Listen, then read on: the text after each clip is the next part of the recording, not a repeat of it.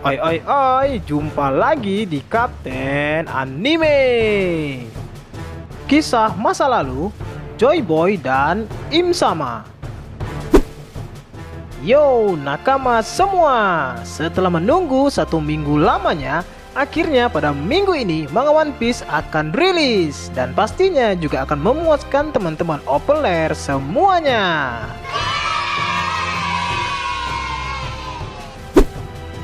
Dalam chapter 1041 yang akan rilis pada minggu ini, masih akan membahas tentang segala kegaduhan yang semakin memanas di Onigashima, dan juga sebuah kisah penting yang terjadi pada masa abad kekosongan. Nah, maka dari itu, mari semua duduk yang tegak, rapatkan kedua kaki kalian agar si Ucok yang ada di tengah juga ikut tegak.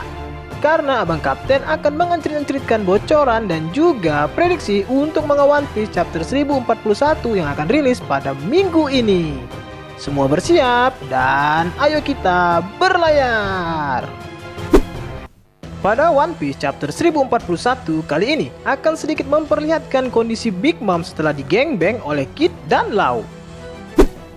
Di suatu tempat di negeri Wano, anak-anak Big Mom melihat sebuah ledakan dan kobaran api yang sangat besar tepat di bawah pulau Onigashima. Kemudian mereka pun mendekati sumber ledakan tersebut. Dengan sangat terkejut, mereka melihat sebuah lubang yang sangat besar dan di dalamnya ada Big Mom yang lemas tak berdaya. Melihat kondisi itu, anak-anak Big Mom pun menjadi sangat marah dan mereka segera mencari tahu siapa yang berani menggengbang Big Mom sampai lemas seperti itu. Lalu mereka membawa Big Mom untuk dirawat dan kemudian segera bergerak menuju pulau Onigashima. Cerita kemudian berpindah ke kondisi Kid dan juga Law. Mereka saat ini sedang dirawat oleh kru mereka. Setelah kehabisan banyak tenaga dan mendapatkan luka yang cukup parah, kemungkinan mereka tidak mampu lagi untuk bertarung dan harus mendapat perawatan penuh. Lalu cerita berpindah ke atap kastil, tempat pertarungan Luffy dan Kaido.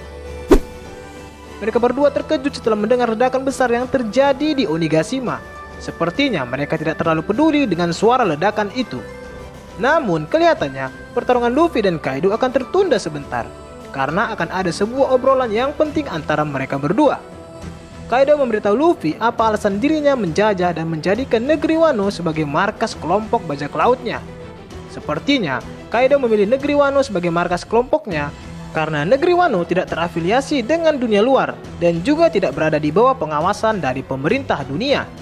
Bukan cuma itu saja, di negeri Wano juga terdapat sumber daya yang melimpah seperti batu laut untuk bahan dasar pembuatan senjata.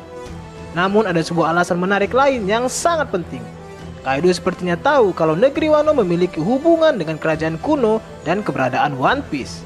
Jika kita melihat dari ocehan Kaido di chapter-chapter sebelumnya, Kaido ini merupakan salah satu Yonko yang cukup tahu tentang sejarah per One Piece-an. Sehingga hal inilah yang membuat Kaido sedikit mengetahui kisah tentang sang legenda Joy Boy. Pengetahuan Kaido tentang Joy Boy ini bisa jadi dia peroleh dari cerita-cerita yang dibeberkan oleh mantan kaptennya, yaitu Rocks di Sebek. Di masa lalu, Sebek bertujuan untuk menjadi raja dunia. Dan mungkin dia sudah banyak mempelajari tentang sejarah, termasuk cerita tentang kerajaan kuno dan abad kekosongan. Sehingga Sebek menceritakan semua pengetahuannya itu kepada kru-krunya, termasuk kepada Kaido. Namun selain itu, ada hal yang lebih menarik lainnya yang dikatakan Kaido kepada Luffy, bahwa Kaido memiliki pengetahuan tentang kekuatan dari buah iblis Gomu Gomu no Mi milik Luffy. Selanjutnya, cerita berpindah ke tempat lain. Terlihat di sana ada Momonosuke yang sedang berbicara dengan Yamato. Momo menceritakan tentang dosa besar Junisa di masa lalu ketika masih menjadi nakama dari Joy Boy. Dosa Junisa ini juga sudah pernah diungkapkan pada jurnal milik Oden, yang sepertinya memiliki hubungan dengan abad kekosongan. Diceritakan bahwa di masa lalu terdapat banyak kerajaan besar yang berdiri. Dan ada salah satu kerajaan yang sangat hebat dan juga besar. Kerajaan itu bernama Kerajaan Kuno. Kerajaan kuno itu dipimpin oleh seseorang yang bernama Joy Boy. Kemudian terdapat 20 kerajaan yang membuat sebuah organisasi yang saat ini dikenal sebagai pemerintah dunia. Dan orang yang membentuk organisasi tersebut adalah Im Sama. Pada masa itu, Im Sama menjadi petinggi di pemerintah dunia dan dia mampu memerintahkan 5 orang terkuat yang disebut sebagai Gorosei. Dan pada saat itulah dosa besar Junisa pun terjadi. 20 kerajaan yang bersatu menjadi satu organisasi itu pun kemudian melakukan penyerangan kepada kerajaan kuno. Dalam penyerangan ini, Junisa juga ikut bertempur. Namun yang mengejutkan, Junisa bertempur dengan Im Sama untuk menyerang kerajaan yang dipimpin oleh Joy Boy itu.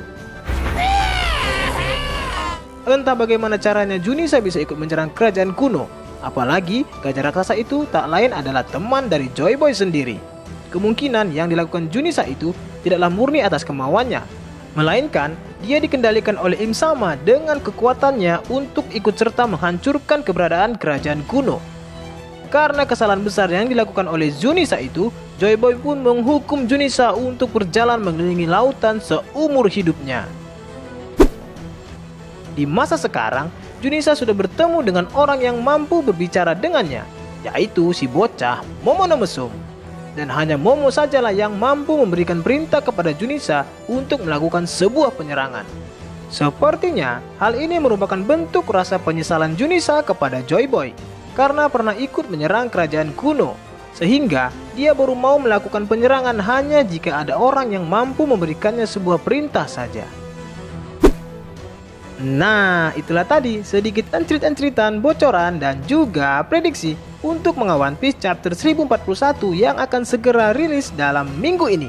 Selamat menikmati dan semoga bermanfaat.